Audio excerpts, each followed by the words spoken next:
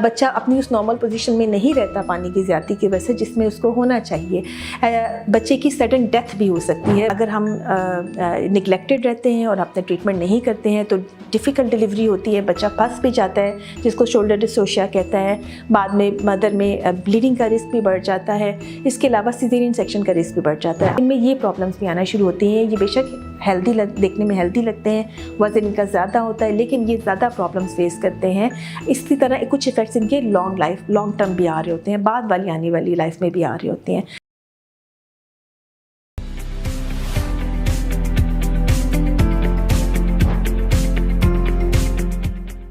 अस्सलाम वालेकुम जी, मेरा नाम डॉक्टर साइमा ज़की है। मैं बहुत ब्रीफली आज आपको बताऊंगी कि डायबिटीज़ प्रेगनेंसी को कैसे अफेक्ट करती है।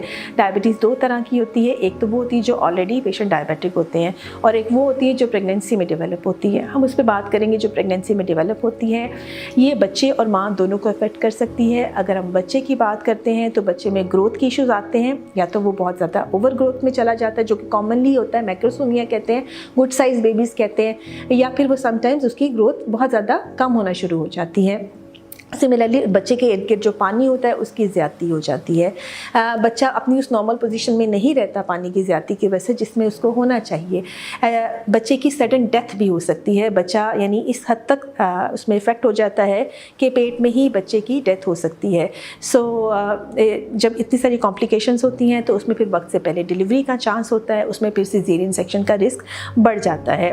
अगर हम माँ की बात करते हैं तो माँ में इन्फेक्शंस का रिस्क बढ़ जाता है। ऑब्वियसली अगर बच्चा बड़ा है और पानी ज़्यादा है तो माँ डिस्कम्फर्ट में रहती है, हॉस्पिटल्स के विज़िट बढ़ जाते हैं, एक्सपेंसेस बढ़ जाते हैं, अल्ट्रासाउंड ज़्यादा करवाने पड़ते हैं, बार बार शुगर लेवल को चेक करना पड़ता है।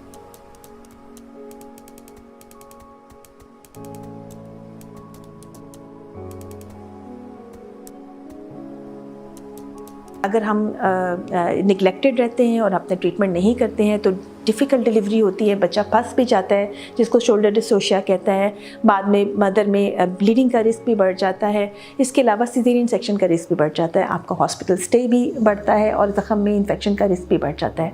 बच्चे की पैदाइश के बाद भी उस बच्चों में चूँकि लंग्स इनकी अच्छी तरीके से डेवलप नहीं हुए होते, इनका लिवर अच्छी तरीके से डेवलप नहीं होता, तो इनमें ये प्रॉब्लम्स भी आना शुरू होती हैं। ये बेशक देखने में हेल्दी लगते हैं, वज़न इनका ज़्यादा होता है, लेकिन ये ज़्यादा प्रॉब्लम्स फेस करते हैं। इसी तरह कुछ इफ़ेक्ट्स इनके लॉन्ग टर्म भी आ रहे होते हैं, बाद वाली आने वाली लाइफ में भी आ रहे होते हैं। तो ये बहुत ज़रूरी है। इसमें इम्पॉर्टेंट मैसेज ये है कि अगर आपको ऐसी कंडीशन है तो बहुत ज़रूरी है कि आप अपने डॉक्टर के मशवरे पे अमल करें। अपनी डाइट से, अपनी एक्सरसाइज से, वो आपको फूड चार्ट्स बना के देते हैं, डाइट चार्ट्स, उसके हिसाब से।